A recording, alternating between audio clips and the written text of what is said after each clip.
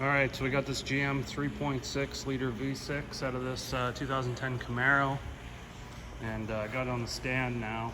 Just I'll let you guys know, for anybody who doesn't know to this point, we obviously, I guess by the title you're gonna know, but flipping this thing upside down, I gotta pull the crankshaft out of it because the tone ring on the end of the crank is a press fit tone ring, and they slip. And what happens is the crankshaft position sensor picks that up and thinks that the engine is out of time, and will end up lighting up spark plugs and fuel injectors during the wrong time. So you're gonna get misfires, and eventually it probably won't start. So yep, just gonna flip this thing upside down and get the oil pan off of it. All right, so we're 1 hour in. So far we've removed the spark plugs, coils, valve covers, front cover, pulley, water pump, and some other things, and just basically organized everything. Of course, we've got, I always do this anytime we get into engine stuff. I'll just trace out roughly the shape of the piece, and then organize all the bolts, because there is some different length bolts. For the most part, they're all the 13s are pretty well the same, but I just wanted to make sure that they come out the way they're put in. However, this thing has been apart once before, so I really got to watch when it goes back together. I want to make sure this thing gets done right. And there are a lot of these little gaskets that some were missing, other ones were doubled up or tripled up. I got jammed back in there, so I know different bolts went into different locations.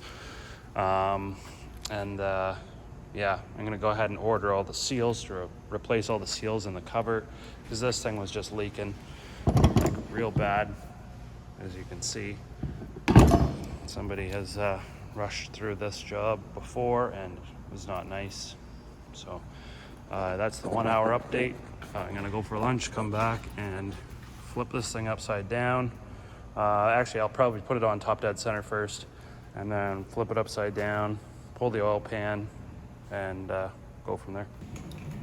Okay, so I got the oil pan off, and I took this end cap off. It's a 6-bolt cap, so I took that off. Then you can see the tone ring here. Now, this is actually the crankshaft, and this is the tone ring, so it gets pressed on here. Now, it's not as thick as that. You can see it's recessed. But look at this. This is interesting. Look at the marks on the end of the tone ring.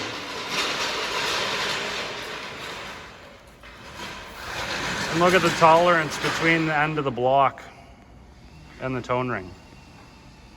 You can see it's been chewing into the block. So, sort of interesting. I wonder if we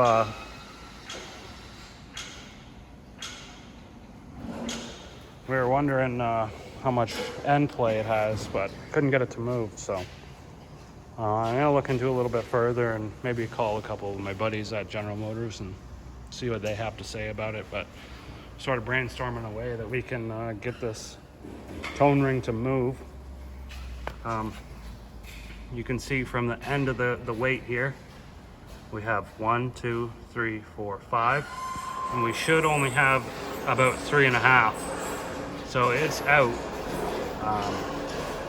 It's shifted this way about 2 teeth, but you may be able to do this in the vehicle if you could support the engine somehow from the top, because you'd have to take the oil pan off, the transmission would have to be out, and then unbolt the main cap on the end here. I mean, a lot of stuff had to come off. Definitely nice pulling it out of the vehicle. Got it out on the stand, it's out in the open. You can actually inspect it and take a good look at things. So we're just making a little bit of progress each time. The crank is difficult to get through, but you can see we've got this hole set up. I've got the engine sitting upright so that any filings fall down. But I made up this little jig that goes on the end of the crank, and it bolts on there, and it's sort of a bit of a Mickey Mouse thing, but honestly it works pretty good. Basically just took an air fitting because it fits damn well perfect on that drill bit that I need. And then all I did was use a dull drill bit and sort of mushroomed this hole out so that it fit pretty well perfect in there. And then yeah, I bolted it on so it sits up against this tone ring just perfectly. And that started the hole nice and true and square. And yeah, we're through the tone ring now. We're going into the crank, but that crank is hard metal, so it is just putting up a fight. But we are making progress. I have the drill doctor over there, so I drill as much as I can. I got this rapid tap stuff. This stuff works really good, I find.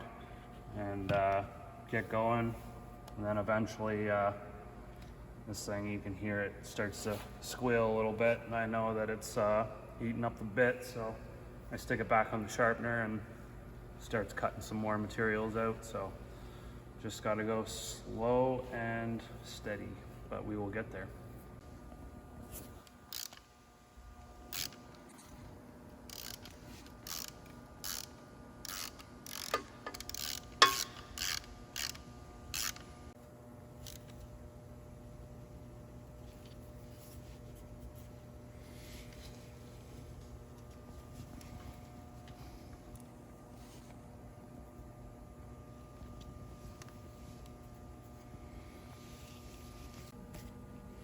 All right, so it ain't pretty, but it's gonna work. So we drilled out through, as you've seen, drilled through the tone ring into the crank. This was hard as a bitch to get through, but we did get into it. And then I ran my tap in there, and I actually had to sacrifice my tap wherever put it. Anyhow, it's not important. Had to grind it down to get there and bottom it out. I wanted it to get all the way in there, get as many threads as I could. And then red Loctite, obviously cleaned out the hole of any oil, all that stuff.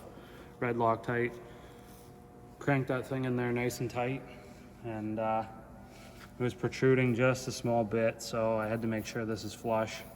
And obviously get some grease on the bearings, put rags and everything around there, and just make sure that no filings get anywhere.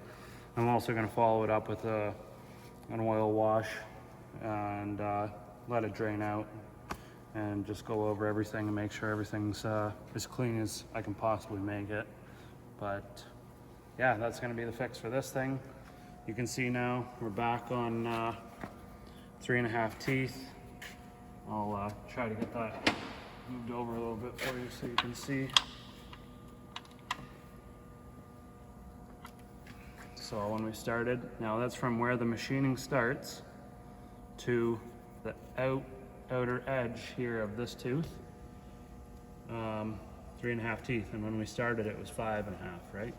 So there you go, it's doable. Actually, you don't even really need a whole lot of stuff. You could probably do it at home if you really wanted to. It's not like you need any special equipment to do it. If I had to, I could have done it in the car, but it would just be a real pain, because to get the oil pan off, the front cover's got to come off, and for that to come off, you got to take all the accessories off, and it sucks. So thanks for watching. If you got any questions, throw them down in the comments below, and any suggestions on how I could have did this better, throw them in the comments below, and don't forget to subscribe.